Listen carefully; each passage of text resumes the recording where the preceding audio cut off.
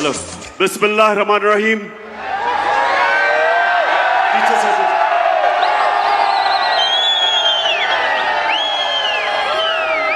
बिस्मिल्लाह रहमान रहीम। इय्याका नअबुदु व इय्याका नस्तईन। मुल्तान, ये मैं 3 महीने में ये मेरा तीसरा मुल्तान में जलसा है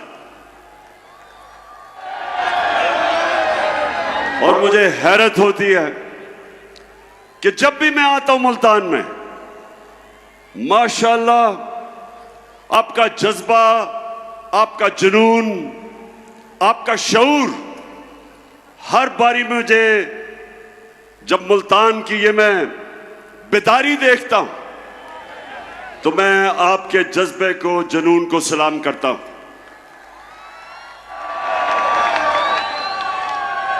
अब मुल्तान, आज मैंने आपसे कई बातें करनी हैं, लेकिन सबसे पहले जो मैं देखता हूं, जिस तादाद में आज मुल्तान में हमारी ख्वातीन आई हुई हैं, मैं खास तौर पे आज आपको सलाम भी करता हूं और आप सबके लिए मैं पैगाम, अपनी ख्वातीन के लिए मैं पैगाम जो देना चाहता हूं वो ये कि देखें, अपने बच्चों को आपने खास तौर पे एक चीज समझानी है। नौजवानों, ये आपके लिए भी है। हमने अपने बच्चों को समझाना है कि कोई मुल्क अजमत पे नहीं जा सकता, तरक्की नहीं कर सकता, उस मुल्क की दुनिया में इज्जत नहीं हो सकती जब तक वो मुल्क अपना मुकाम नहीं समझता, जब तक वो मुल्क एक चीज अपने ज़हन में नहीं डालता कि अल्लाह ने हमें पर दिए हैं, अल्लाह ने हमें पर दिए हैं, हम अशरफुल मखलूकात हैं, सबसे अजीम अल्लाह की मखलूक। कोई जरूरत नहीं है कि हम जमीन के ऊपर चूंटियों की तरह रींगे। जो मैं आपको पैगाम देना चाहता हूं वो ये कि हम सब में अल्लाह ने सलाहियत दी है, हम सब में अल्लाह ने वो ताकत दी है कि हम बड़े बड़े काम कर सकते हैं, हम अपने मुल्क को उठा सकते हैं, हम इसको वो मुल्क बना सकते हैं जो इलामा इकबाल की ख्वाब थी, एक मिसाली इस्लामी रियासत जो दुनिया के अंदर मिसाल बने कि असल में इस्लाम क्या है। तो मैं अपनी बहनों, आप सबको और अपने नौजवानों, खास तौर पे आपको, मैं जो आपको पैगाम देना चाहता हूं वो ये कि अल्लाह आपको एक बड़ा इंसान बनाता है। हम अपनी कमजोरियों की वजह से एक छोटा सा इंसान बन जाते हैं। मैं जब क्रिकेट खेलता था, मेरे से बहुत ज्यादा सलाहियत रखने वाले खिलाड़ी थे, मेरे से ज्यादा टैलेंटेड थे, लेकिन उनकी ख्वाब बड़ी नहीं थी, सोचते नहीं थे बड़ा। जब थोड़ा सा कामयाबी होती थी मुतमईन हो जाते थे या पैसे के पीछे लग जाते थे। ये मेरे पाकिस्तानियों एक चीज रखना, ये मेरे कभी लफ्ज ना भूलना, पैसे को इस्तेमाल करना सीखो, पैसे से कभी इस्तेमाल ना होना।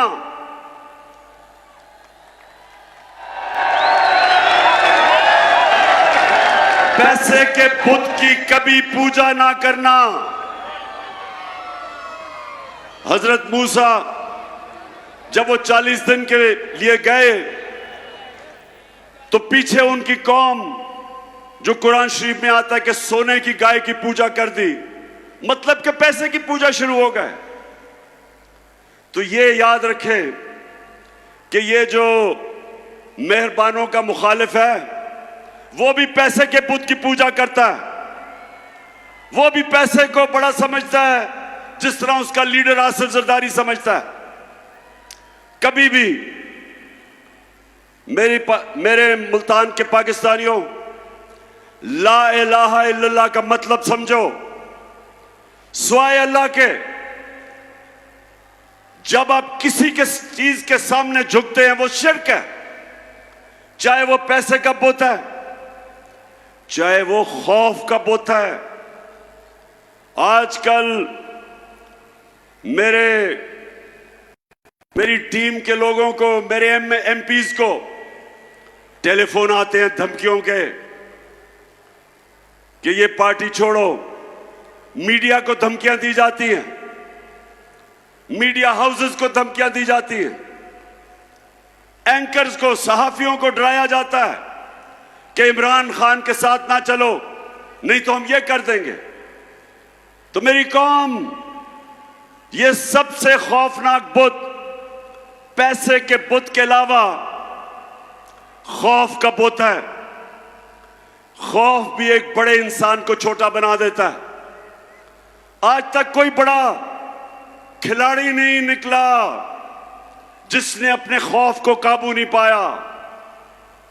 आज तक कोई बड़ा फौजी नहीं निकला जिसको तगमे मिले हो, जिसने अपने खौफ के बुत के ऊपर काबू ना पाया हो। बड़ा बिजनेसमैन बना जिसको नुकसान से डर, उस डर के ऊपर काबू ना पाया हो। कोई भी इंसान जो अपनी ख्वाब के पीछे जाने से डरता है वो बड़ा इंसान नहीं बनता। और इसलिए मैं जब प्राइम मिनिस्टर था, मैंने रहमतुल आलमीन अथॉरिटी बनाई। उसका मकसद क्या था? क्या मकसद था? उसका मकसद यह था कि मेरे बच्चों को, इस मुल्क के नौजवानों को पता चले कि आज से तकरीबन 1500 साल पहले जब मेरे नबी सल्लल्लाहु अलैहि वसल्लम ने दुनिया की तारीख का सबसे बड़ा इनकलाब लेके आए थे, वो कैसे उन लोगों को जिनकी कोई हैसियत नहीं थी, कैसे उन्होंने उनको दुनिया की इमामत करवा दी। ये तारीख का हिस्सा है कि वो अरब जो मदीना में मक्का में बसते थे, उनके दोनों तरफ दुनिया की उस वक्त की अजीम सुपर पावर्स थी, इनकी हैसियत ही कोई नहीं थी। और मेरे नबी सल्लल्लाहु अलैहि वसल्लम ने मदीना की रियासत में उनको ऐसा तब्दील किया, उनको छोटे से लोगों को बड़े इंसान बना दिया, उनके खौफ खत्म कर दिए। जो अल्लाह के सिवा जिन बुतों की वो पूजा करते थे, बुत खत्म कर दिए। वो लोग परवाज करते करते कई 100 साल तक उन्होंने दुनिया की इमामत की, दुनिया के अजीम तरीन कौम बन गए। इसलिए अल्लाह हमें हुक्म देता है कि नबी सल्लल्लाहु अलैहि वसल्लम के रास्ते पे चलो। इसलिए नहीं कि आप अल्लाह को फायदा पहुंचाते, इसलिए कि जब आप नबी के रास्ते पे चलते हैं, आप एक छोटा सा आदमी बड़ा इंसान बन जाता है, इंसानों को पर लग जाते हैं। तो मेरी सबसे बड़ी कोशिश है कि मेरी अपनी कौम को किसी तरह अपने नबी की सुन्नत पर चलाऊं, ताकि मेरी कौम भी एक अजीम कौम बने। और वो बननी थी जो इलामा इकबाल की ख्वाब थी, और जो मेरे लीडर कायद आजम ने जिसकी जदोजहद की थी, वो एक अजीम कौम थी। वो बननी थी, दुनिया के अंदर मिसाल हमने बनना था। उस रास्ते पे हमें वापस जाना है, और उसके लिए मुल्तान हमें हकीकी आजादी की जद्दोजहद करनी है। हमने अपने मुल्क को आजाद करना है। ये जो बैरूनी मुल्क साजिश के तहत चोरों को ऊपर बैठाया, जो बैरूनी मुल्क के गुलाम हैं, जिनके पैसे मुल्क से बाहर पड़े, ये जरदारी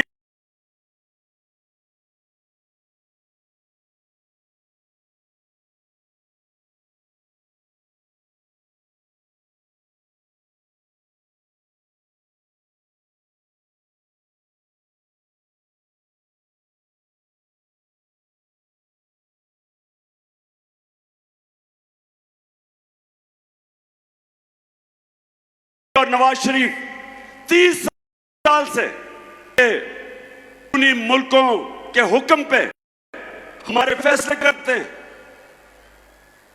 इनमें इतनी जरूरत नहीं कि जब रूस हमें सस्ता तेल बेच रहा था, जब मैं रूस गया और उन्होंने हमें सस्ती गंदम भी देनी थी, सस्ता तेल भी देना था, इन्होंने जरूरत नहीं थी कि इनका जो आका है, जिन्होंने इनको पर बैठाया, जो अमेरिकी साजिश के तहत आए कि कहीं अमेरिका ना नाराज हो जाए, लिहाजा मेरे लोगों को महंगा तरीन तेल, डीजल, पेट्रोल और उसकी वजह से बिजली,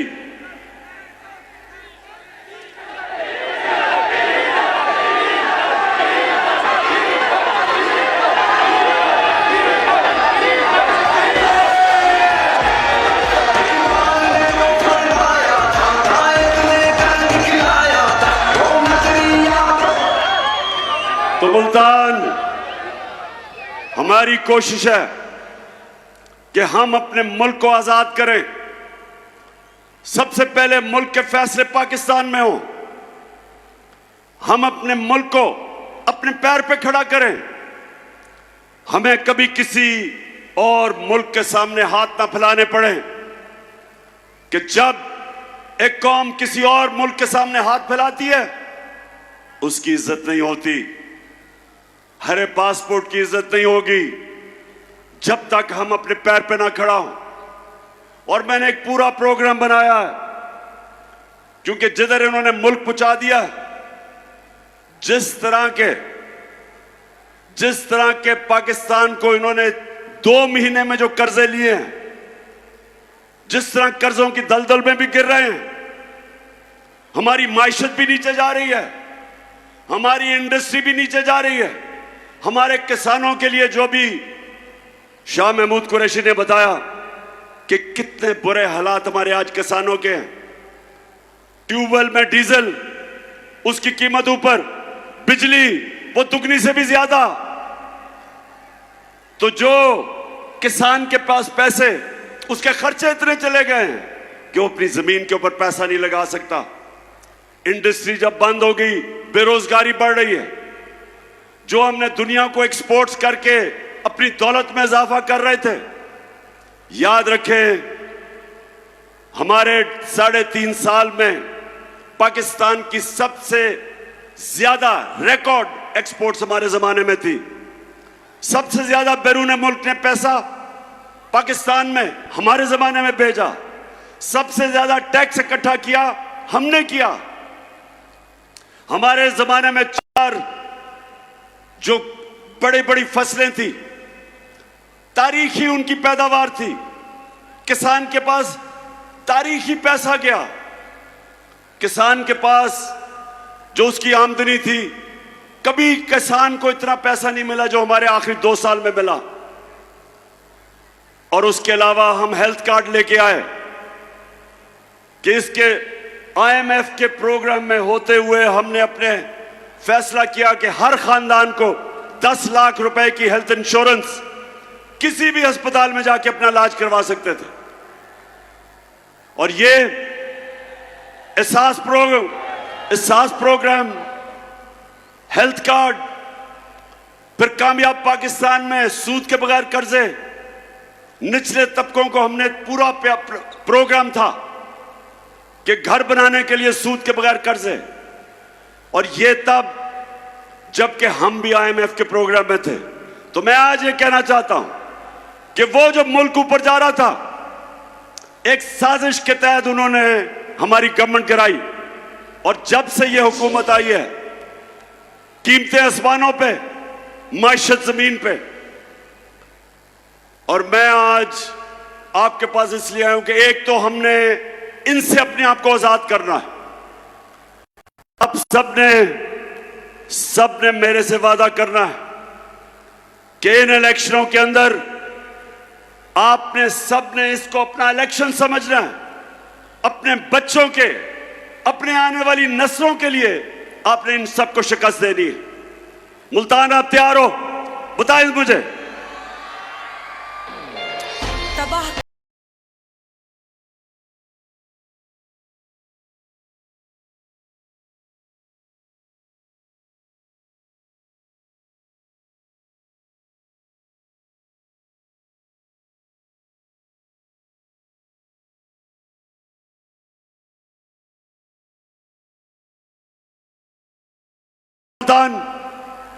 मैं जरा आज आप सबको तफसील में तो बताना चाहता था कि सारा दिन मैंने आज अदालत में गुजारा है, लेकिन क्योंकि अभी केस चल रहा है इसलिए उस केस पे तो मैं बात नहीं करूंगा। लेकिन मैं अपने सारे पाकिस्तानियों को आज बताना चाहता हूं कि ये मेरा नजरिया है, ये मेरा ईमान है कि जब तक इस मुल्क में कानून की बालादस्ती यानी कि इंसाफ नहीं होगा, ये मुल्क तरक्की नहीं कर सकता। जब तक इस मुल्क में हमारी अदालतें आजाद और मजबूत नहीं होंगी, जब तक वो इंसाफ नहीं देंगी, पाकिस्तान छोड़े कोई मुल्क तरक्की नहीं कर सकता। सारी दुनिया में अपनी उम्र में फिरा हूं, सारी दुनिया तकरीबन देख ली मैंने। एक नतीजे पे मैं आया मुल्तान के खुशहाल मुल्क और उस मुल्क जिधर गुर्बत होती है, सिर्फ एक फर्क होता है, खुशहाल मुल्कों के अंदर इंसाफ होता है और गरीब मुल्कों के अंदर जुल्म का निजाम होता है, जिसके मुतालिक हजरत अली रजी अल्लाह ताला ने कहा था कि कुफर का निजाम चल जाएगा, जुल्म का निजाम नहीं चल सकता, नाइंसाफी का निजाम नहीं चल सकता। हमारा सबसे बड़ा मसला कि ताकतवर के लिए एक कानून, कमजोर के लिए दूसरा। मैंने 26 साल पहले से अपनी कौम को उनकी तरबियत करने की कोशिश की इंसाफ के अंदर, क्योंकि मैंने बरतानिया में जो निजाम देखा उसकी सबसे बड़ी कामयाबी की वजह यह कि वहां इंसाफ कोई कानून के ऊपर नहीं, ताकतवर के लिए भी वो कानून, कमजोर के लिए भी वो। हमारा मुल्क का अलमिया क्या है? मुझे अभी भी मशवरे दिए जाते हैं कि इमरान खान तुम ऑपोजिशन को साथ मिला के चलो। जब मैं हुकूमत में था, अब कहते हैं कि हुकूमत असेंबली में चले जाओ, इनके साथ इकट्ठे बैठ के मामले तय करो। पाकिस्तानियों, मेरी एक बात सुन ले आप। मेरे नबी सल्लल्लाहु अलैहि वसल्लम ने जब फतह मक्का की तो उन्होंने सब काफिरों को माफ कर दिया, सबको माफ कर दिया। लेकिन जब उनके पास एक दरखास्त आई, उन्होंने कहा, उनके पास आई कि जी कुरैश की लड़की ने चोरी की है, कुरैश की लड़की है, उनको सिफारिश आई कि उसको माफ कर दो। आगे से उन्होंने जवाब दिया, जो सबसे रहमतुल इंसान, रहमतुल आलमीन, दुनिया के लिए रहमत बन के आए थे, उन्होंने कहा मुल्तान कि मेरी अगर बेटी भी चोरी करे उसको भी मैं नहीं छोड़ूंगा, उसको भी सजा मिलेगी। यानी कानून के ऊपर कोई नहीं, मेरी बेटी भी नहीं है। तो यहां जब से मैं 26 साल में पॉलिटिक्स आया हूं, ये दो खानदान जो 30 साल से मुल्क को लूट रहे हैं, 30 साल से बारियां ले रहे हैं। हमेशा मुझे यह कहा जाता है कि इमरान खान आप ये क्या सियासत, क्या इनसे मुफाहमत करें, इनसे बैठ के बात करें। मैं आज अपनी कौम को कहता हूं, मैं हर किसी के साथ बात करने के लिए तैयार हूं, हर किसी के साथ। किसी का नजरिया फर्क है, कोई मेरे खिलाफ नजरियाती तौर पे, हर किसी से मैं बात करने के लिए तैयार हूं, लेकिन चोरों से कभी बात करने के लिए नहीं तैयार। जिस वक्त एक माशरा चोरी को बुरा नहीं समझता, वो कौम अपनी कब्र खोद देती है। जब आप ये कहते हैं कि फलाने ने इतनी करप्शन की, और वो जब जाता है न्याय की अदालत में तो उसके ऊपर फूल फेंकते हो। जब एक माशरा बुराई को बुरा नहीं समझता, अपनी तबाही का दरवाजा खोल देता है। इसलिए अल्लाह ने कुरान में हुक्म दिया, अमर बिल मारूफ, अच्छाई के साथ खड़े हो, बुराई के खिलाफ खड़े हो। हुक्म दिया कौम को हुक्म दिया है कि अगर तुमने अपनी बेहतरी का सोचना है तो बुराई के खिलाफ जहाद करो। कहीं कुरान में नहीं लिखा कि बदी के साथ मुफाहमत करो। और मैं अपनी ख्वातीन को भी ये कहना चाहता हूं कि अपने बच्चों को ये जो हुक्म है अल्लाह का, अमर बिल मारूफ, अच्छाई की तरबियत करें, अच्छाई और बुराई में फर्क बताएं। क्योंकि जो मगरिब में मैंने माशरे देखे हैं वो वाकई अमर बिल मारूफ पे चलते हैं। वो माशरे जिनको हम काफिर कहते हैं, वो माशरे अमर बिल मारूफ पे चलते हैं, और हम अपने आप को मुसलमान कहते हैं। और हम तमाशा क्या देखते हैं कि छोटे चोर जेलों में और बड़े बड़े डाकू, कोई वजीर आजम बन जाता है, कोई वजीर बन जाता है, कोई असेंबलियों में चला जाता है।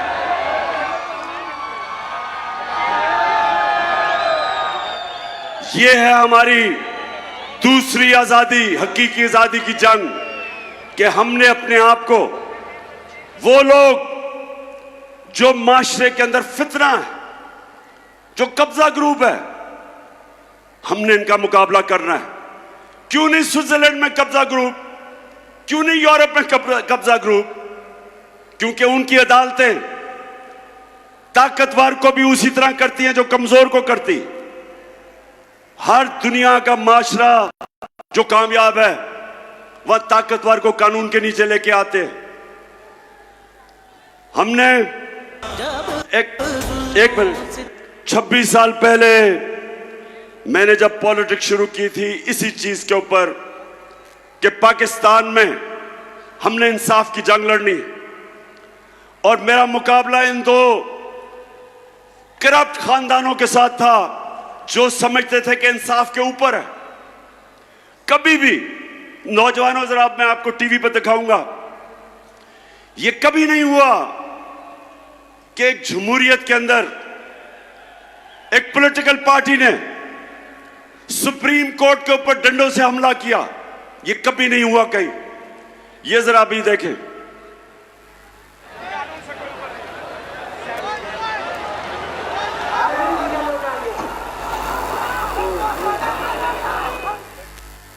ये सुप्रीम कोर्ट के बाहर खड़े हैं। ये 1997 की बात है। पुलिस ने रास्ता दिया इनको, नवाज शरीफ की हुकूमत थी। ये जरा देखें, सुप्रीम कोर्ट में पुलिस से इनको नून लीग के गुंडों को जाने दिया, क्योंकि वो नवाज शरीफ के खिलाफ फैसला करने लगा था जस्टिस शहजाद अली शाह। और ये देखें कि पुलिस तमाशा देख रही है और डंडे लेके 1997 में ये देखें सुप्रीम कोर्ट के अंदर घुस गए। दीवारें टाप के सुप्रीम कोर्ट के अंदर जा रहे हैं। ये मैं आपको ऐसे कमेंट्री दे रहा हूं जैसे क्रिकेट मैच की कमेंट्री हो रही हो। अब ये देखें,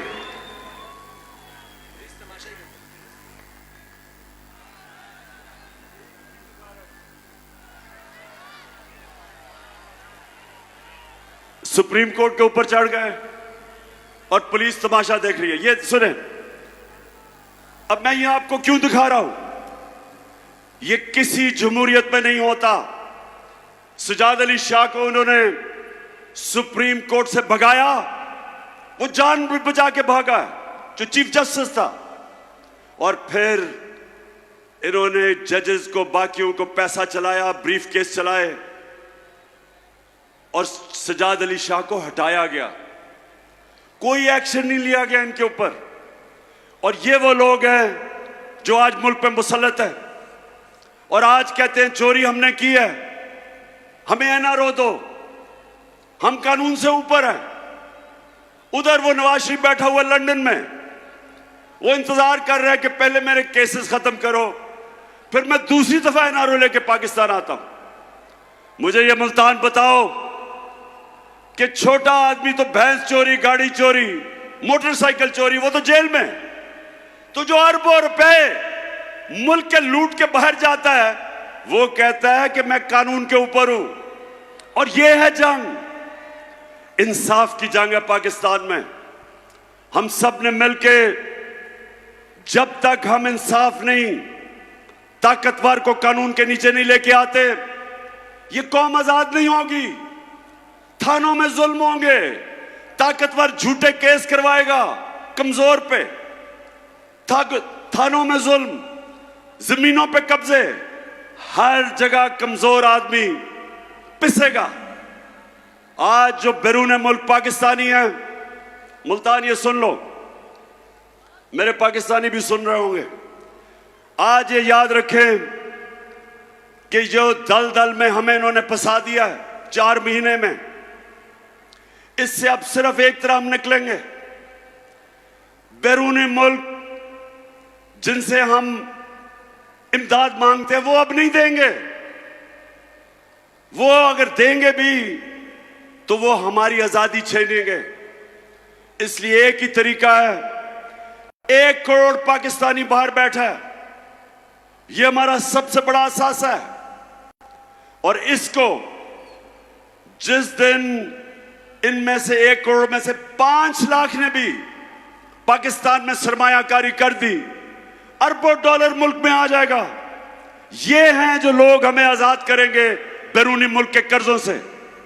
लेकिन वो कभी नहीं आएंगे, वो कभी पाकिस्तान में सरमायाकारी नहीं करेंगे जब तक हमारा इंसाफ का निजाम ठीक नहीं होता, कॉन्ट्रैक्ट एनफोर्समेंट नहीं होती, जब तक उनको ये एतमाद ना हो कि जब वो सरमायाकारी करेंगे उनसे फ्रॉड नहीं होंगे। वो इसलिए दुबई चले जाते हैं, वो मलेशिया चले जाते हैं, लेकिन पाकिस्तान में सरमायाकारी नहीं करते। तो जो मेरा इंशाअल्लाह अल्लाह ने आगे बारी दी, तो मैं आज सबसे पहले अपने बैरून मुल्क पाकिस्तानियों के लिए आसानी पैदा करूंगा कि पाकिस्तान में सरमायाकारी करें, और उसके लिए अपना इंसाफ का निजाम इसको बेहतर करेंगे। और उसकी वजह से इंशाअल्लाह ये आप देखते रहेंगे कि बजाय किसी के सामने हाथ फैलाए, हम पाकिस्तान को उठा देंगे और इंशाअल्लाह वो मुल्क बनेगा जो इसको बनना चाहिए था 75 साल पहले। आखिर में मुल्तान, मुझे ये बताओ कि ये जो भाग गए हैं मैच खेलने से, ये जो भगौड़े हो गए हैं,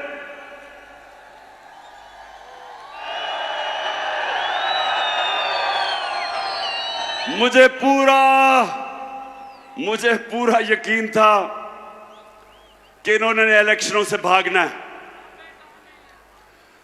बिल्कुल ठीक कह रहे हैं कि मुझे पता था कि इनकी कांपें टांगनी शुरू हो गई हैं। मुझे अंदाजा हो गया था कि ये जो जलसे देख रहे हैं, ये जो पब्लिक को देख रहे हैं, जिस तादाद में पब्लिक निकल रही है, गर्मी में, गर्मी हो बारिश हो, पब्लिक निकल रही है। इनको पता है कि कौम किस तरफ खड़ी हो गई है, जाके डर रहे हैं। जो 17 जुलाई को पंजाब के 20 बाई इलेक्शन हुए, पूरी धांधली के बावजूद, धांधली की, इतना इलेक्शन कमीशन कभी पाकिस्तान में मैंने ऐसा नहीं देखा जो मुकम्मल तौर पे इनके साथ मिलकर धांधली करता है। उसने भी धांधली की, इंतजामिया भी इनके साथ, मिस्टर एक्स ने भी मदद की। सबके बावजूद इनका सफाया हो गया। 2 इलेक्शन धांधली करके इन्होंने जीते हैं, के बावजूद सफाया हो गया। तो आप डर रहे हैं, मुल्तान इनको खौफ आ गया है, डर रहे हैं। अब इनको ये खौफ है कि ये अगर इलेक्शन हो जाता है इतवार को, तो 3 और सीटें गिर जानी थी इनकी, 3 और विकेटें गिर जानी थी। और उसके बाद 25 सितंबर को, आपको पता है मैं 9 हलकों में खड़ा हूं, और मेरा चैलेंज है कि इंशाल्लाह जब भी वो 9 हलकों में इलेक्शन होगा, 9-0 रिजल्ट आएगा, धांधली के बावजूद। ये ऐसे ही है। जब आपको पता पुराने जमाने में क्या होता था, जब मैं क्रिकेट खेलता था तो अपने अपने अंपायर होते थे। हम जब हिंदुस्तान मैच खेलने जाते थे, उनके अपने अंपायर होते थे। वो जब पाकिस्तान खेलने आते थे, हमारे अंपायर थे। वो पाकिस्तान में नहीं जीत सकते थे, जिधर हमारी टीम को मुश्किल पड़ती थी, अंपायर मदद करने के लिए आ जाते थे। उधर जब जाते थे तो उधर जब हम मैच जीतने लगते थे, उनके अंपायर मदद करने के लिए आ जाते थे। तो वाहिद कप्तान था, हिंदुस्तान गया, उनके अंपायर थे। उनके अंपायरों के बावजूद आपका कप्तान जीत के आया।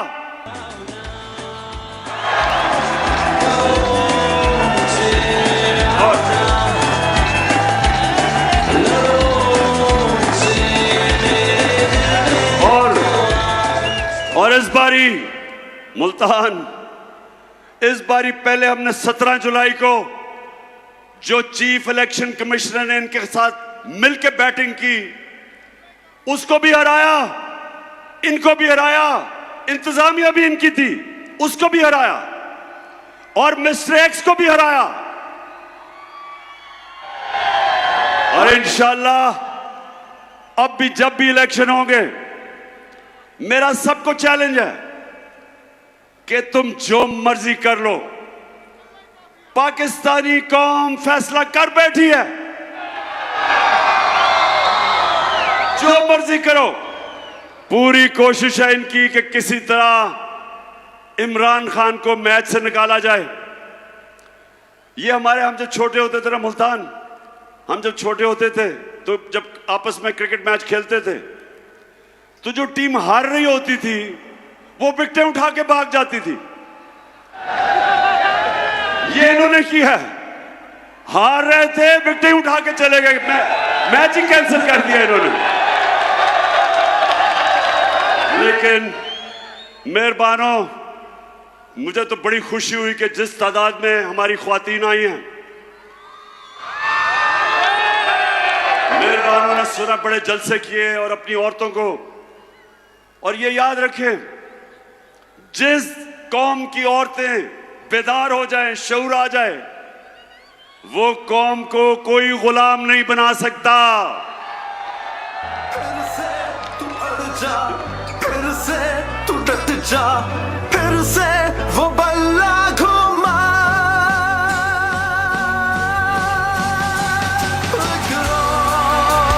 कदम बढ़ा, फिर से वो लम्हा दोहरा। आजकल जब आजकल हालात ऐसे हैं मुल्तान, आजकल हालात ऐसे हैं कि वालिद जनाब या पीपल्स पार्टी या नून लीग के लिए मेहनत कर रहा है, जब घर आता है तो पता चलता है कि बीवी बच्चे सारे तहरीक इंसाफ में आ गए हैं।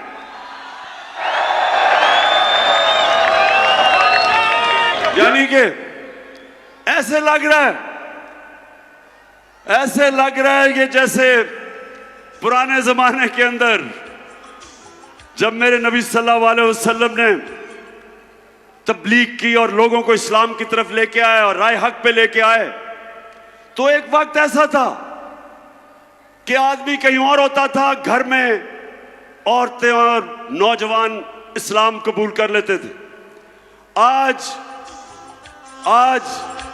माशाअल्लाह कौम ऐसी बेदारी आई है और शऊर आया है कि वो ये दो जमातों को 30 साल से देख रही थी, और आज ऐसी बेदारी है कि जो भी आज कोशिश करें, औरतें, बच्चे, नौजवान, बल्कि बूढ़े भी आप फैसला कर बैठे हैं कि इन दो जमातों के साथ नहीं चलना, जिन्होंने सारी जिंदगी इनको सपोर्ट की थी।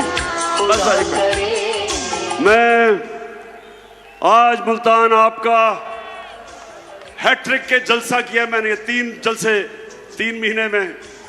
मैं आज आपका शुक्रिया अदा करता हूं, जिस गर्मी में और जिस सुकून में और जिस शऊर से आपने मेरी बातचीत सुनी। आएंगे मुल्तान, आपने मेरे से वादा करना है कि इनको ऐसा फेंटा लगाना है, ऐसी शिकस्त देनी है कि अगले इलेक्शन में आपने 2/3 अक्सरियत तहरीक इंसाफ को दिलवानी है, 2/3 अक्सरियत, ताकि हम इस मुल्क में वही हकीकी आजादी का इनकलाब ला सके। पाकिस्तान जिंदाबाद।